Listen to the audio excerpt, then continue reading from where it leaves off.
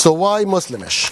Large social reform in the Middle East is not possible unless the discussion about the heavenly origins of the Quran happens freely, which is impossible because of the laws prohibiting such discussion and punishing those who leave the faith of Islam by execution.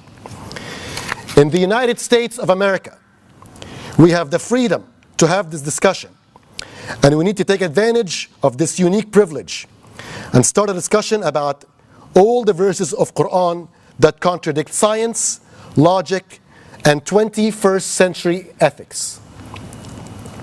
Freedom from the rigid framework of the life of Muhammad ibn Abdallah, who is viewed by over 1 billion Muslims as the most honorable man to ever walk on planet Earth, might not change women's condition in the Middle East immediately, but at least primitive acts like kidnapping and enslaving women during war, or a marriage of a 9-year-old girl to a 50-year-old man, could be condemned freely by the society without the fear of burning in eternal hell for allowing the thought of falsehood of Islam to cross their minds, or the more real earthly fear of being accused of questioning Islam.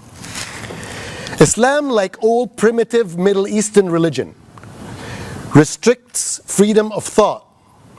It even describes some thought as evil and prohibits humans from contemplating thoughts critical of Islam. Muhammad is a religious and political exception in his influence that still affects the social progress of humans in the 21st century. No religious or political figure in human history has ever reached that level of influence Muhammad ibn Abdallah has had, and still continues to have on as many people for as long of a time. I'm not going to say that part.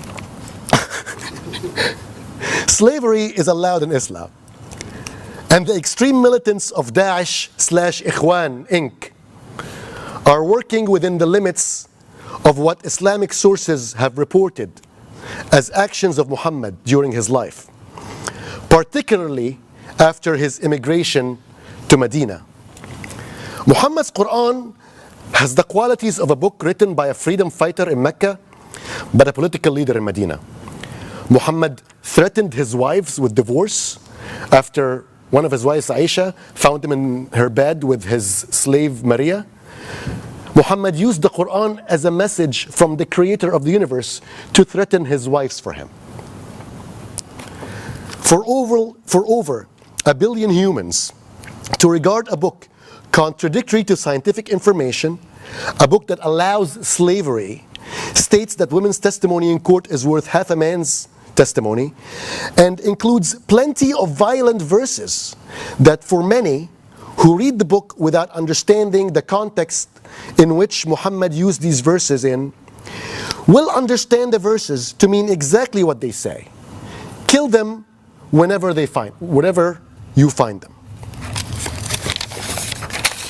Discussion about the truth of Islam cannot be had in mosques.